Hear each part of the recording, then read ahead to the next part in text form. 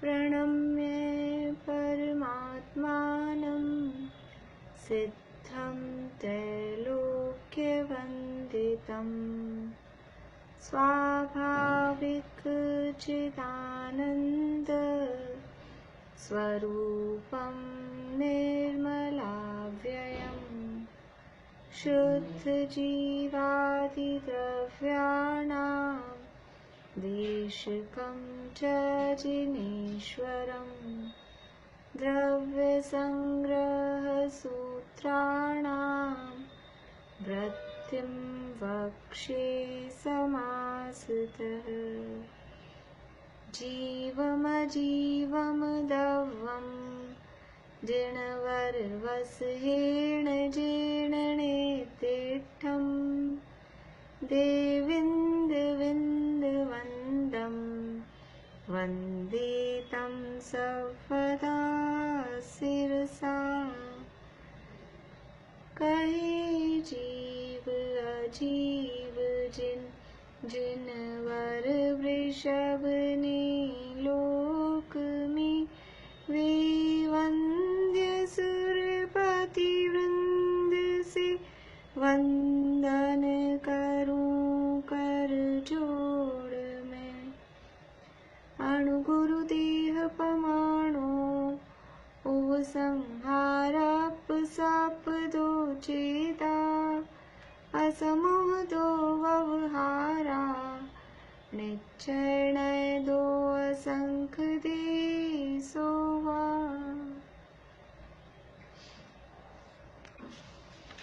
33वीं गाथा की बात चल रही थी। बंध के भेदों की बात यहाँ बताई गई है। बंध कितने प्रकार का होता है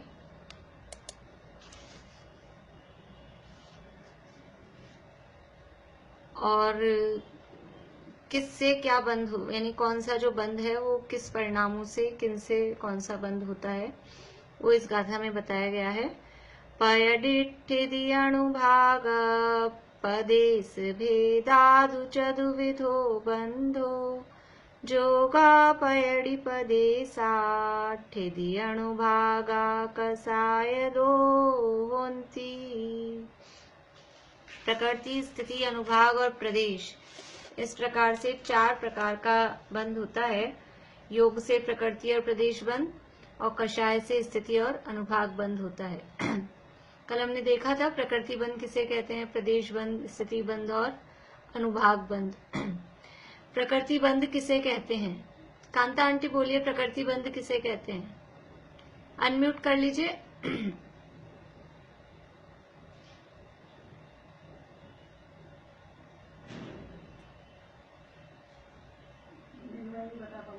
नहीं, चलिए सुधा जी, प्रकृति बंध किसे कहते हैं?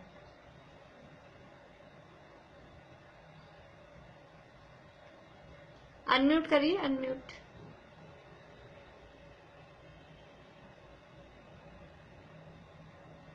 मुझसे पूछा है क्या? हाँ,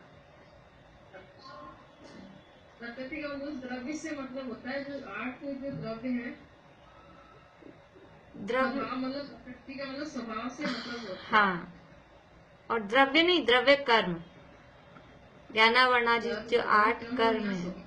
हाँ, प्रकृति का मतलब है स्वभाव और प्रकृति बंध मतलब वो कर्मों का जो अपना स्वभाव है। कर्मों का स्वभाव क्या है? जो ज्ञानावर्णादि 8 कर्म हैं उन्हीं को प्रकृति बंध कहते हैं। अभी किस कर्म का क्या स्वभाव है वो आगे टीका में बताने वाले हैं। तो प्रकृति यानी कर्मों का अपना अपना स्वभाव को प्रकृति बंध कहते हैं। ज्ञानावर्णादि 8 कर्म वो प्रकृति बंध कहलाते हैं। प्रदेश बंध किसे कहते हैं? चमेली आंटी। बंधे में कर्म जो अब तक अपना फल देने की स्थिति में रहते हैं, तो काल मर्यादा को प्रकृति बंध कहते हैं। प्रदेश बंध पूछ रही हूँ मैं। अच्छा, प्रदेश मात्रा, बंधे में कर्म परमाणु की मात्रा को। हाँ, बंधे हुए नहीं, आने वाले या बंधने वाले कर्म परमाणु की, कर्म परमाणु की मात्रा को प्रदेश बंध हाँ, कहते हैं। संख्या को प्रदेश बंध कहते हैं। ठीक है, बढ़िया। स्थिति बंध किसे कहते हैं? रजनी जी। समय के लिए टाइम की। हाँ, कर्मों के आत्मा के साथ रहने का जो टाइम पीरियड है, वो जो समयावधि है, उसे स्थिति बंध कहते हैं। अनुभाग बंध किसे कहते हैं? सविता आंटी बोलिए। कर्मों को फल देने वाली शक्ति को अनुभाग बंध कहते हैं। हाँ, कर्मों के फल देने की शक्ति को अनुभाग बंध कहते हैं। ये 4 प्रकार के बंध होते हैं। ये 4 प्रकार के बंधों के सामान्य स्वरूप हमने कल देखा था। अब यहाँ टीका में क्या बता रहे हैं वो यहाँ से पढ़ते हैं।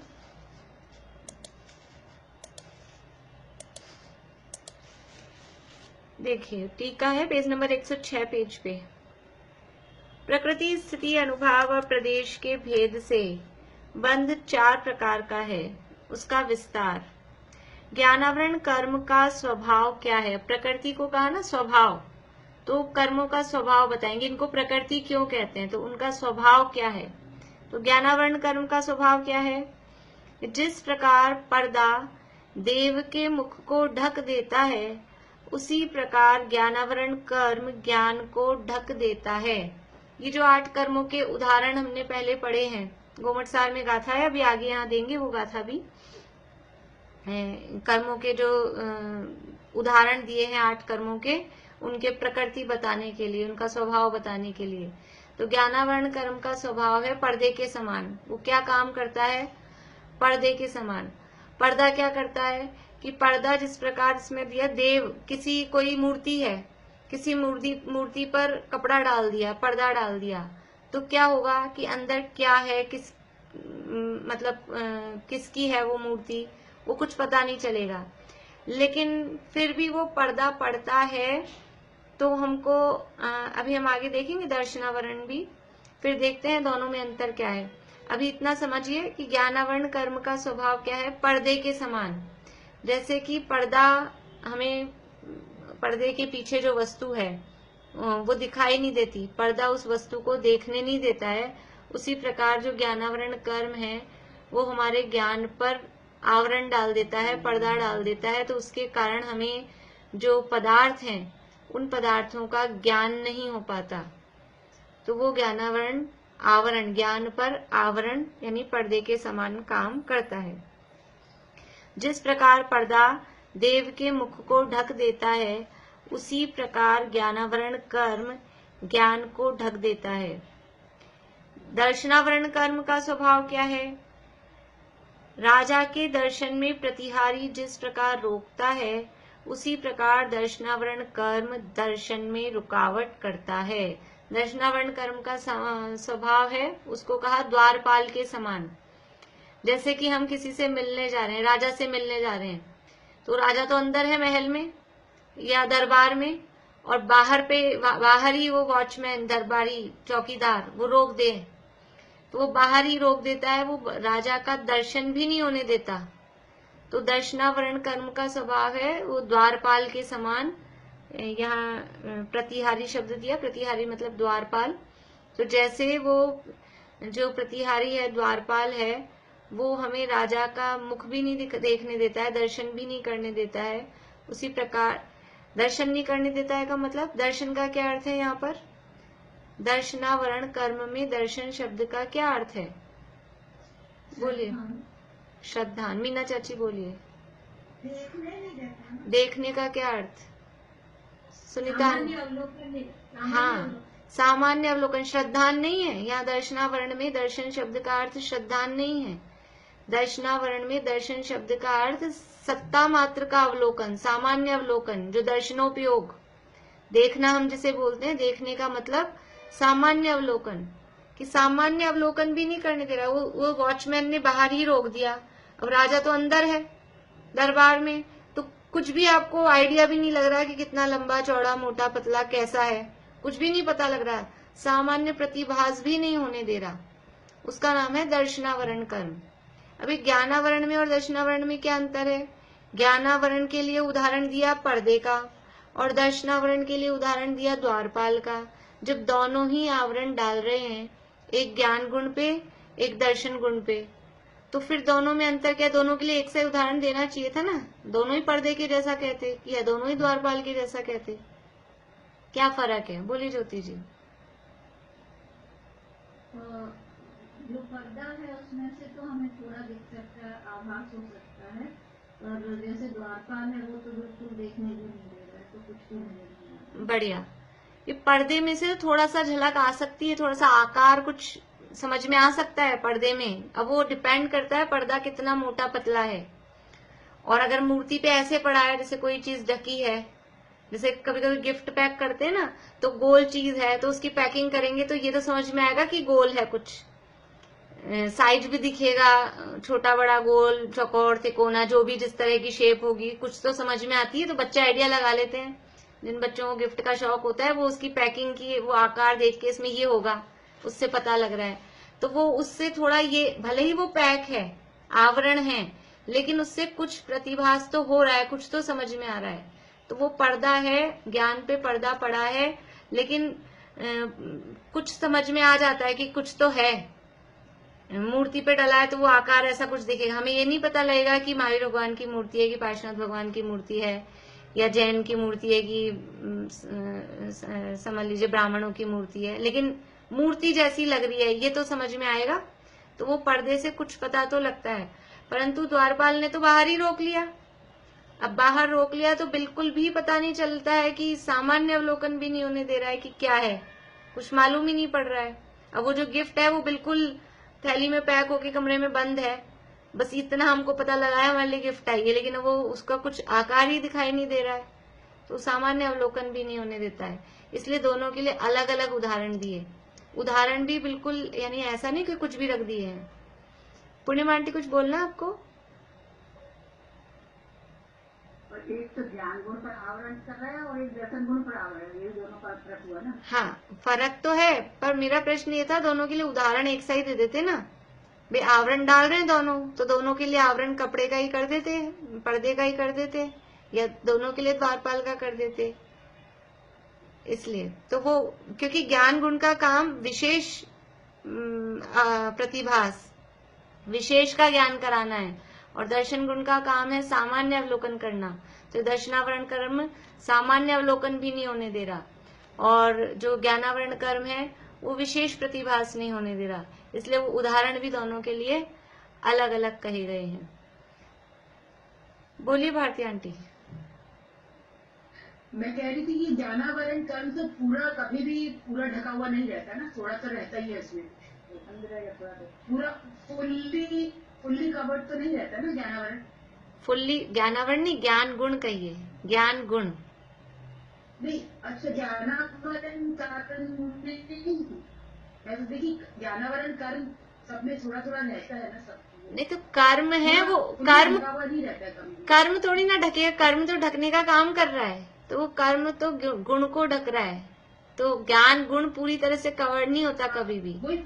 हाँ वही, हाँ वो सब सामान्य जीवों के लिए मैं कह रही थी वही है। देखिए जैसे ज्ञान गुण, मैं समझ गई आपकी बात, जैसे ज्ञान गुण है वो उसका कुछ ना कुछ अंश प्रकट रहता है, यानी ज्ञानावरण कर्म ज्ञान गुण का पूरी तरह से घात नहीं कर पाता कभी भी, उसका कुछ ना कुछ अंश प्रकट रहता ही है। वैसे ही दर्शन गुण का भी कुछ ना कुछ अंश तो प्रकट होता ही है। दर्शनावरण कर्म भी घाती कर्म है, लेकिन वो दर्शन गुण का पूर्ण रूप से घात कर दे ऐसा नहीं है। इसी तरह से वीर्य गुण का भी अंश कुछ ना कुछ प्रकट रहता ही है। इसीलिए ज्ञान दर्शन वीर्य के क्षयोक्षमिक भाव अनादि काल से लेके सब जीवों को है ही। ऐसा नहीं है कि ज्ञान दर्शन वीर्य का क्षयोक्षमिक भाव नहीं रहेगा। ज्ञानावरण दर्शनावरण और अंतराय का कर्म का वो क्षयोक्षम रहता है, तो ज्ञानावरण कर्म के क्षयोक्षम से ज्ञान गुण कुछ प्रकट रहता है, भले ही मंद से मंद हो लेकिन वो प्रकट रहता है। दर्शनावरण कर्म के क्षयोक्षम से वो दर्शन गुण भी कुछ ना कुछ अंश में प्रकट रहता है। इसी तरह से अंतराय कर्म के क्षयोक्षम से वीर्य गुण का भी कुछ ना कुछ अंश प्रकट रहता ही है। ये मूल अनुजीवी गुण है, इसलिए पूर्ण रूप से ये ढक लिए जाए कि उनका गुणों का अभाव ही हो जाए, ऐसा नहीं होता। बोलिए। फिर ये जो द्वारपाल वाला जो दिया, फिर वो तो पूरा ढका हुआ ही हो गया ना। दर्शनावर्णी का जो दिया। देखो दर्शन गुण का वो उदाहरण है एक्चुअल में, और वहां अंतर केवल इतना बताना है बस। प्रश्न ये था अपना अंतर, उदाहरण में अपने को नहीं अटकना है, पर वो उदाहरण इसलिए दो अलग अलग दिए हैं कि दोनों के काम अलग हैं। दर्शन का काम क्या है? दर्शन गुण का काम है सामान्य अवलोकन करना, ये दर्शन गुण का काम है। और दर्शनावरण ने क्या किया कि वो सामान्य अवलोकन नहीं करने दिया। अब वो बोलने में ऐसे आएगा ना, नहीं, ज्ञान गुण ने, ज्ञानावरण करने क्या किया कि ज्ञान नहीं होने दिया। ये तो उस कर्म का काम बता रहे हैं, लेकिन ऐसा नहीं है कि ज्ञान बिल्कुल ही ज्ञान खत्म हो जाए, बिल्कुल ही दर्शन खत्म हो जाए, ऐसा नहीं होगा। दोनों बातें हैं, वो कर्म का काम है, लेकिन वो जो ज्ञान जितना होना चाहिए, दर्शन जितना होना चाहिए, वो प्रकट नहीं होने दे रहा है, तो वो उसका आवरण है। लेकिन टोटली उसको चेतन से अचेतन बना दे, जड़ बना दे, ज्ञान दर्शन का बिल्कुल ही अभाव हो जाए, ऐसा कभी वो कर्म नहीं कर सकेगा। इसलिए वो कर्म है भी, लेकिन वो कर्म केवल ढकता है, कितना तक ढक देता है कि वो इतना रह जाए, अंश मात्र भी रह जाता है कि लोग उसको जीव ही नहीं समझें, इतना कम हो जाता है, इतना कम कर देगा, लेकिन पूरा खत्म कर दे, ऐसा नहीं है, ऐसा नहीं हो सकता। बोली रजनी जी। कभी कभी दर्शन का मतलब देखने से पहले वाली स्थिति में होती है, सामान्य अवलोकन से पहले। सामान्य अवलोकन से पहले क्या होता है? वो वाला होता है। इहा आवाय तो मति ज्ञान के भेद हैं, वो तो ज्ञान है। देखिए रुकिए, आप मतलब कंफ्यूज हो रहे हैं। एक है जो जिसे आप कह रहे हैं ना सामान्य अवलोकन से पहले, सामान्य अवलोकन से पहले नहीं, ज्ञान से पहले जो होता है उसका नाम ही सामान्य अवलोकन है, और उस सामान्य अवलोकन को ही दर्शन कहते हैं। और ज्ञान से पहले होता है वो सामान्य अवलोकन। और ज्ञान क्या है कि ज्ञान में सबसे पहले अवग्रह हो रहा है, फिर ईहा, फिर अवाय, फिर धारणा। तो धारणा से पहले अवाय होगा, अवाय से पहले ईहा होगी, ईहा से पहले अवग्रह होगा, और अवग्रह से भी पहले वो सामान्य अवलोकन होगा। उस सामान्य अवलोकन का नाम दर्शन है। उससे पहले कुछ नहीं है, सबसे पहले वो सामान्य अवलोकन ही है, तो वो उसी का नाम दर्शन है। वो जो सामान्य अवलोकन हो रहा है ना, उसी का नाम दर्शन है। एक ही बात है। तो जिस प्रकार पर्दा देव के मुख को ढक देता है, उसी प्रकार ज्ञानावरण कर्म ज्ञान को ढक देता है। और दर्शनावरण कर्म का स्वभाव क्या है कि राजा के दर्शन में प्रतिहारी जिस प्रकार रोकता है, उसी प्रकार दर्शनावरण कर्म दर्शन में रुकावट करता है। वो सामान्य अवलोकन भी नहीं होने देता, वो दर्शनावरण कर्म का स्वभाव है।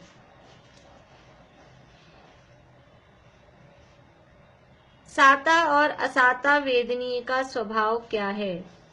मधु से लिप्त तलवार की धार चाटने से जिस प्रकार सुख थोड़ा और दुख बहुत होता है, उसी प्रकार वेदनीय कर्म सुख अल्प और दुख अधिक उत्पन्न करता है। वेदनीय कर्म के लिए उदाहरण दिया, शहद लपेटी हुई तलवार।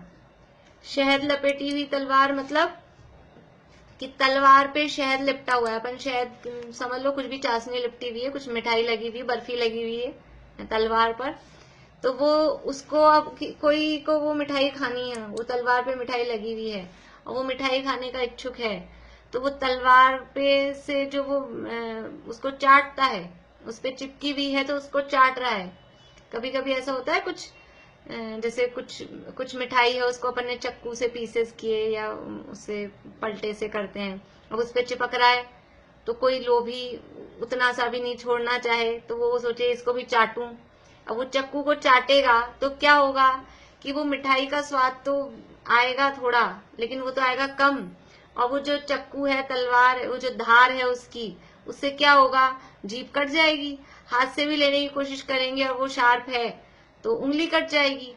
तो कह रहे हैं कि जिस प्रकार मधु से लिप्त तलवार की धार चाटने से जिस प्रकार सुख थोड़ा और दुख बहुत होता है, उसी प्रकार वेदनीय कर्म सुख अल्प और दुख अधिक उत्पन्न करता है। वेदनीय कर्म क्या करता है कि उसमें एक तो है साता वेदनीय और एक है असाता वेदनीय। तो साता से ऐसा लगता है कि सुख हो रहा है, असाता से ऐसा लगता है दुख हो रहा है, तो वो बढ़िया लगता है, वेदनीय कर्म अच्छा लग रहा है कि हमें सुख हो रहा है, लेकिन वास्तव में वो सुख तो होता है बहुत कम और दुख ही उसमें ज्यादा होता है। कि जिस प्रकार तलवार को चाटने से वो मिठास तो आती है जरा सी क्षण भर की, देखो वो अगर मान लो आ भी गई ज्यादा, वो मीठा मुंह में आ गया, लग रहा है मिठाई, वो कितनी देर रहना है, मीठा स्वाद कितनी देर रहना है, और वो जो जीभ कट जाएगी वो कितने लंबे समय चलेगी। वो मिठास का स्वाद तो 1 मिनट 2 मिनट 5 मिनट, 5 मिनट बहुत ज्यादा बोल दिया, वो बस जीभ पे है जब तक है, उसके बाद तो स्वाद गया। लेकिन वो जो जीभ एक दिन कट गई ना एक बार, तो वो 2 5 10 दिन कितने दिन में पता नहीं ठीक होगी, तो वो लंबा चलता है। तो सुख थोड़ा और दुख अधिक, इसलिए इसको शहद लपेटी हुई तलवार का उदाहरण दिया वेदनीय कर्म, कि जो देखने में तो बढ़िया लग रहा है, अच्छा लगता है कि हाँ मिठास आ रहा है, लेकिन वास्तव में उसके पीछे दुख ही है। जिसे कहा है ना अपने अमूल्य तत्व विचार में, वह सुख सदा ही त्याज्य रे, पश्चात जिसके दुख भरा। ये जो सुख दिखाई दे रहा है ना वेदनीय कर्म जनित, वेदनीय साता वेदनीय के उदय में सुख दिखाई दे रहा है, अनुकूलता दिखाई दे रही है, लेकिन एक्चुअल में है क्या वो, कि उसके पीछे दुख ही भरा है। पश्चात जिसके दुख भरा, उसके पीछे वो दुखी है, अभी जरा सा सुख दिखने पर भी दुखी है। बोलिए भारती आंटी।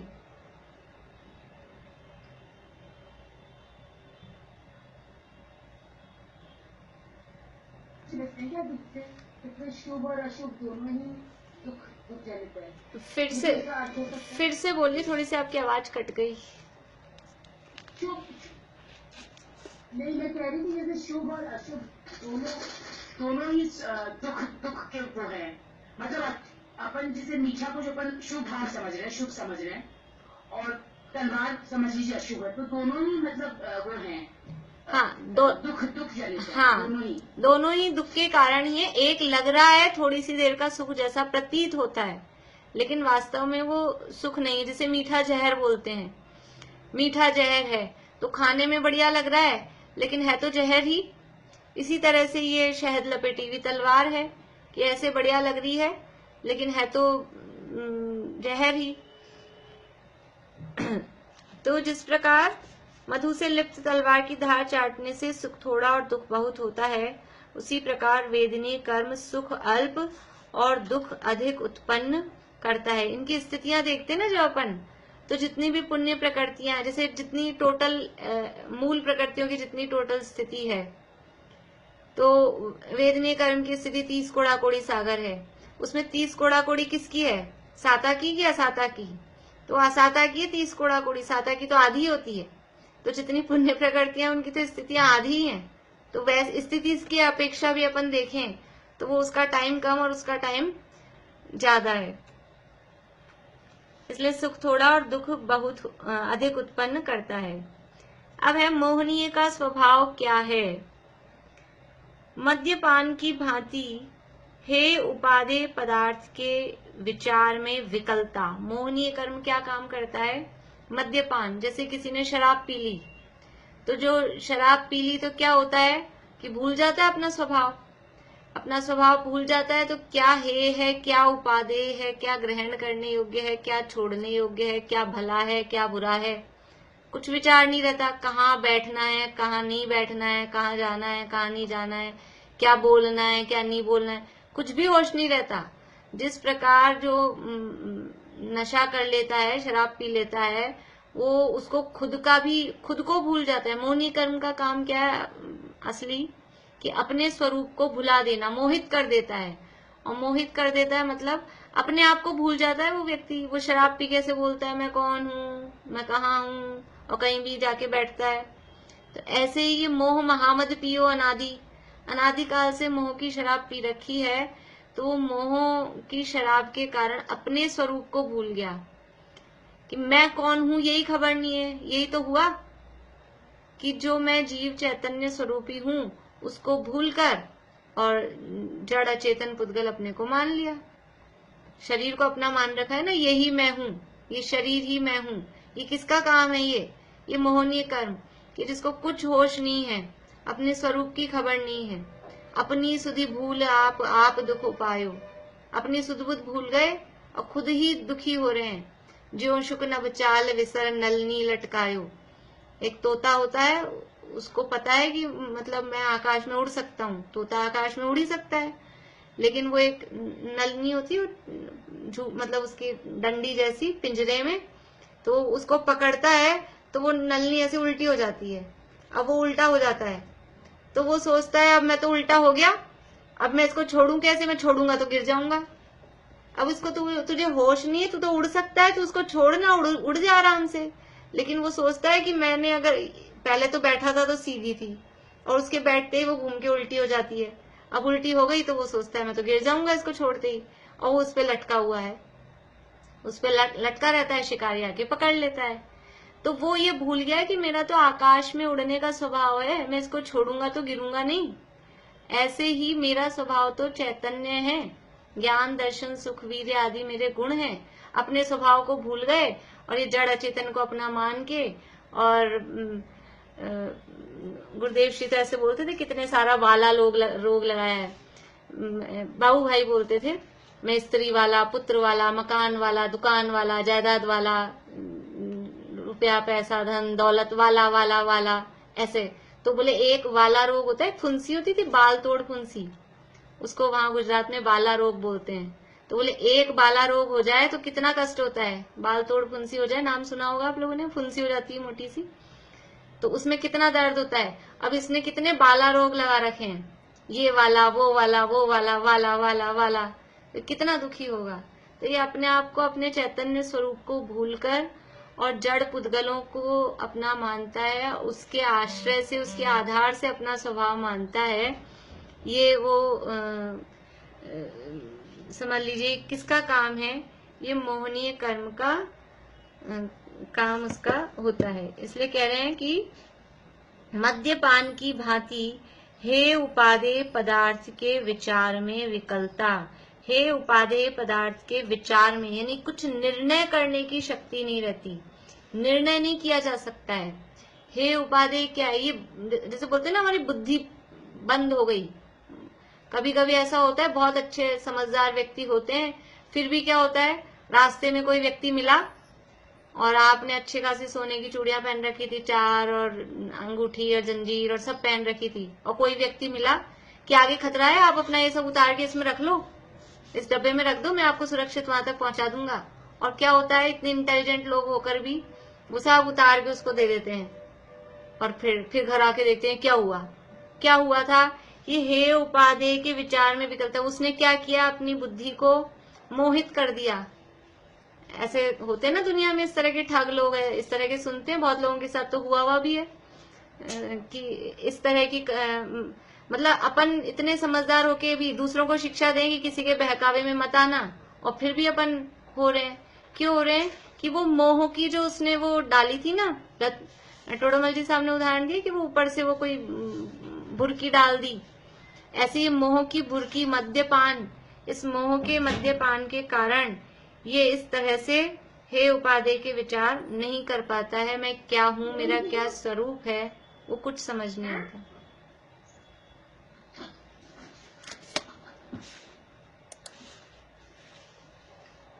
आगे, आयुष कर्म का स्वभाव क्या है। बेड़ी की भांति एक गति में से अन्य गति में जाने से रोकना। आयु कर्म के लिए उदाहरण दिया है गोमट सार में, बेड़ी का, पैर में बेड़ी बांध दी हो, काठ का कोढ़ा, पुराने जमाने में जैसे आजकल लोहे की जंजीरें चलती है वैसी नहीं होके एक लकड़ी का एक पट्टा जैसा होता था, उसमें छेद होते थे, और मतलब उसमें पैर फंसा के और उसमें उसको कहीं किसी से बांध दिया जाता था, वो इस टाइप का होता था। उसको काठ का खोड़ा, काठ यानी लकड़ी, और वो उसका जो है तो मतलब वो ये बेड़ी के समान। आयु कर्म का काम क्या है, बेड़ी के समान। बेड़ी क्या करती है कि जिस प्रकार से बेड़ी जिस व्यक्ति के पैर में पड़ गई है वो इधर से उधर जा नहीं सकता, वो बेड़ी की जितनी रेंज है वो बेड़ी है, वहीं वो रह सकता है। ऐसे ही ये आयु कर्म इस शरीर में हमको रोके रखता है। जब तक आयु कर्म है तब तक एक सेकंड पहले, एक समय पहले भी कोई शरीर में से निकाल नहीं सकता।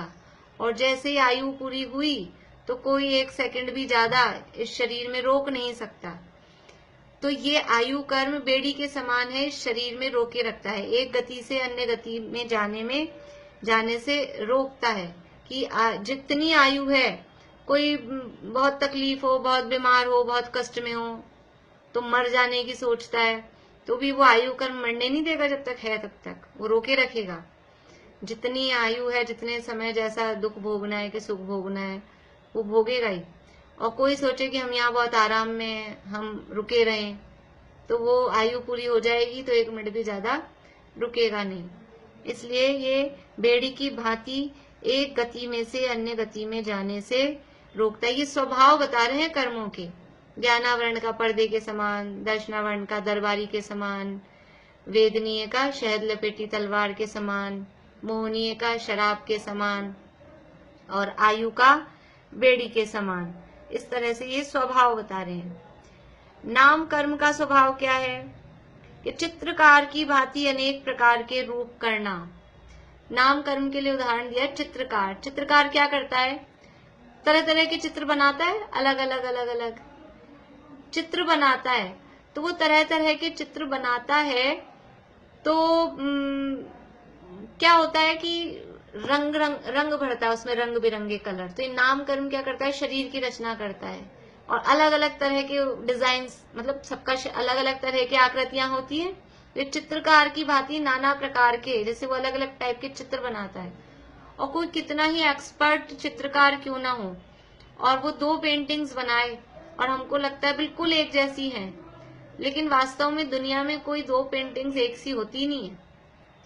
वो हाथ से जो बना रहा है तो हमको लगता है कि बिल्कुल सेम है, लेकिन बिल्कुल सेम नहीं होती। कुछ ना कुछ, एक तो स्पष्ट रूप से ही अलग होती है। वो आते हैं, बच्चों की पहेलियां आती है, अंतर बताओ, वो तो चला के उसमें कुछ ना कुछ गड़बड़ करते हैं, वो तो एक अलग है।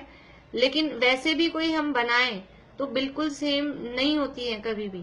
तो ऐसे ही नाम कर्म के माध्यम से जो ये रचनाएं हो रही है, शरीरों के निर्माण हो रहे हैं, उसमें भी बिल्कुल सेम टू सेम, यानी किसी का एक सा हो, ऐसा नहीं होता है। तो नाना प्रकार के, देखा है, चित्रकार की भांति अनेक प्रकार के रूप बनाता है।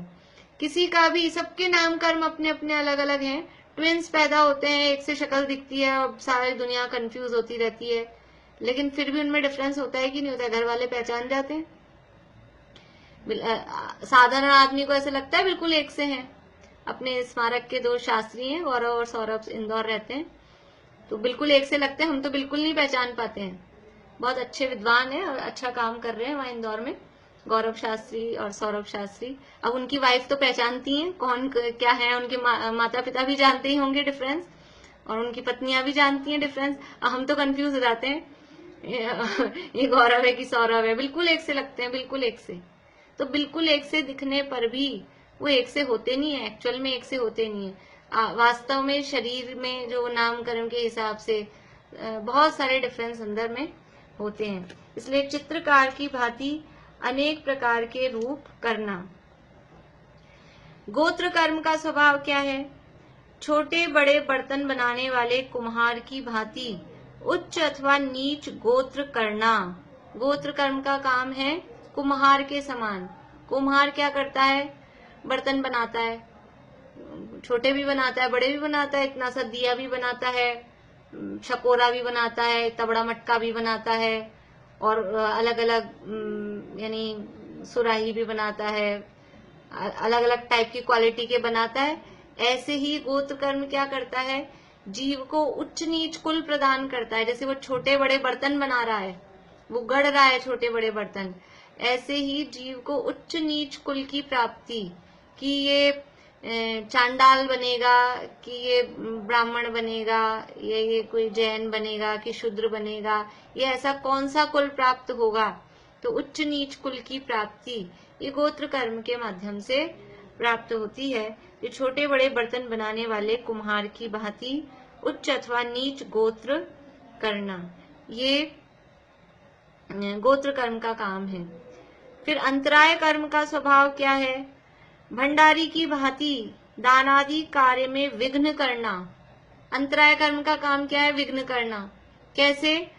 कि राजा ने तो ऑर्डर दे दिया कि हम इनसे प्रसन्न हुए, इनको 10 स्वर्ण मुद्राएं दी जाए इनाम में, कि 100 स्वर्ण मुद्राएं दी जाए इनाम में।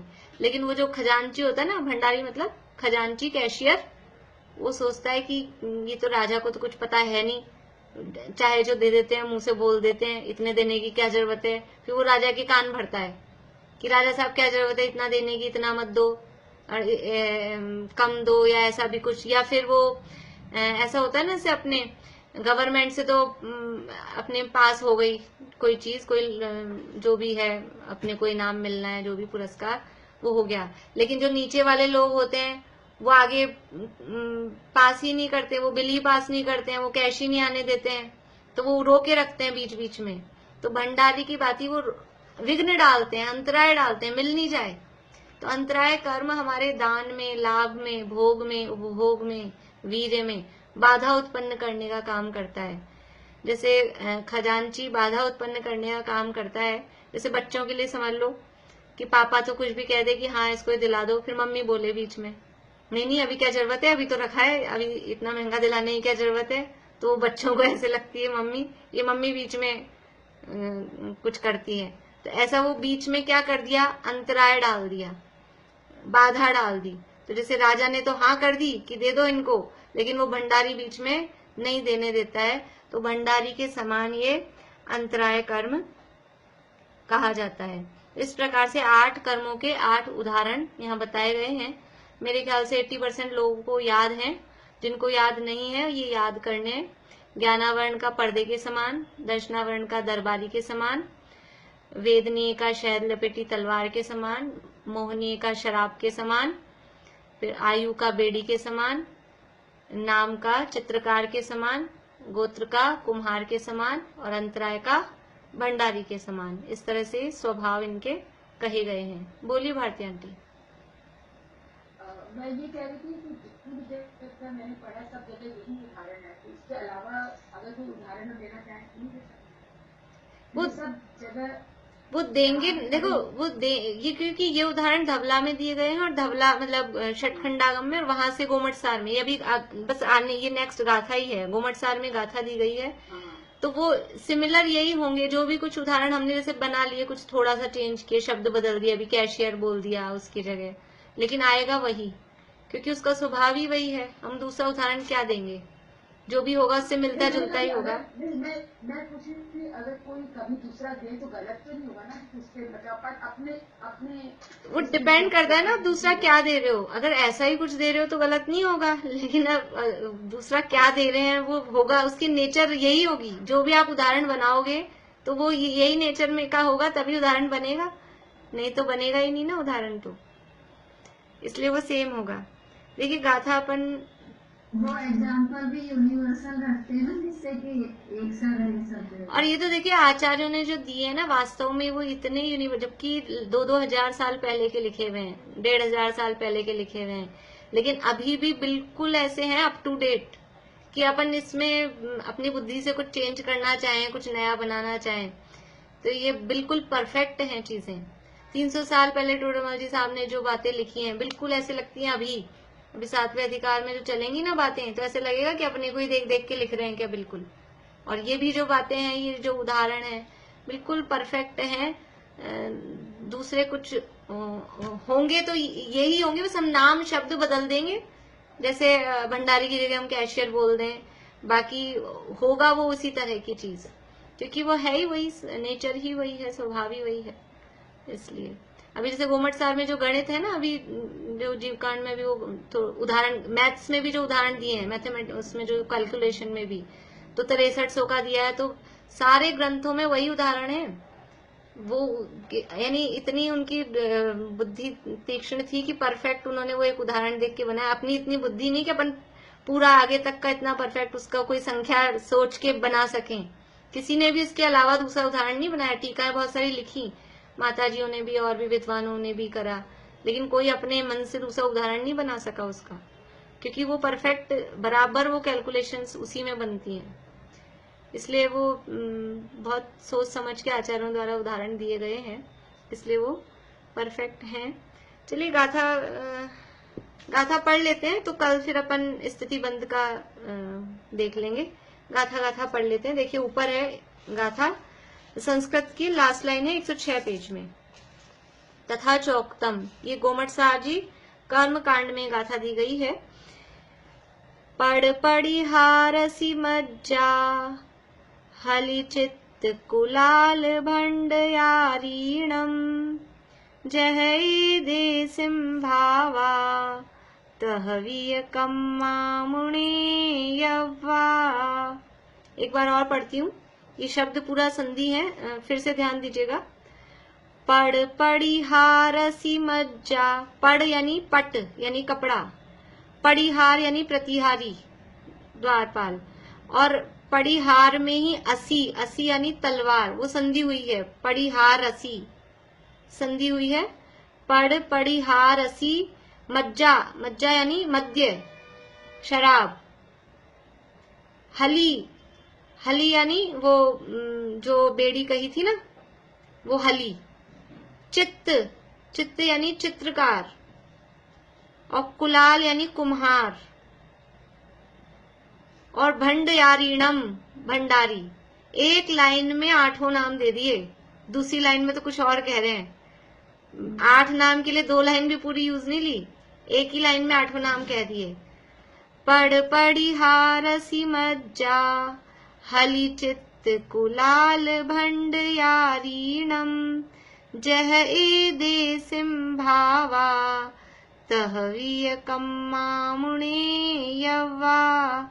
जह ए देसिम भावा, जिस प्रकार से ये जो इन 8 के जो हमने कहे ना 8 नाम, इनके जैसे भाव हैं, स्वभाव हैं, तह अपि उन्हीं उसी प्रकार से ही कम्मा क्रम से, मुणे यव्वा कर्मों के भी इसी प्रकार क्रम से स्वभाव जानना चाहिए। जो 8 नाम हमने आपको बताए हैं, इनके जैसे स्वभाव हैं, इन 8 चीजों के, 8 व्यक्तियों के, उनके जैसे स्वभाव हैं, वैसे ही क्रम से 8 कर्मों के स्वभाव मुणे यव्वा जानना चाहिए। इति दृष्टांत, इस प्रकार से ये 8 दृष्टांतों के द्वारा प्रकृति बंध जानना। इस प्रकार से प्रकृति बंध के 8 भेद, मुख्य रूप से 8 भेद और 148 प्रकृतियों के आधार पे ये बात कही है। आगे और बात फिर कल करेंगे। बोलिए रेखा भाभी। क्लास होगी क्या? क्लास होगी? मुझे तो कोई दिक्कत नहीं है, छुट्टी रखनी है क्या? कल क्या है? संक्रांत है, बाकी लोगों को दिक्कत है क्या? पतंग उड़ानी है क्या? देखिए क्लास तो रखेंगे, हो सकता है ऑटोमेटिक ही नहीं हो, तो क्लास तो रहेगी। बाकी जो लोग नहीं आए कोई बात नहीं, फिर टेलीग्राम पे सुन लेना आप लोग, तो क्लास तो रख लेंगे। अगर होती होगी तो रख लेंगे, वैसे वैसे छुट्टी आने वाली है तो हो सकता है कि वैसे ही नहीं हो। जो आपने गाथाएं बोली है उसके लिए कल वो बोल रहे क्या? जो आपने हाँ, अगर आप लोग कोई प्रिपेयर, जो लोग आ रहे हैं कल, वो अगर प्रिपेयर हो जाएं तो कल वो भी वो कर सकते हैं अपन, वो सुन लेंगे जो भी गाथा है आप लोग। आपके हाथ नहीं लगाना, इसलिए अभी तैयार नहीं कर पाऊंगी। कोई बात नहीं। मैंने तो कर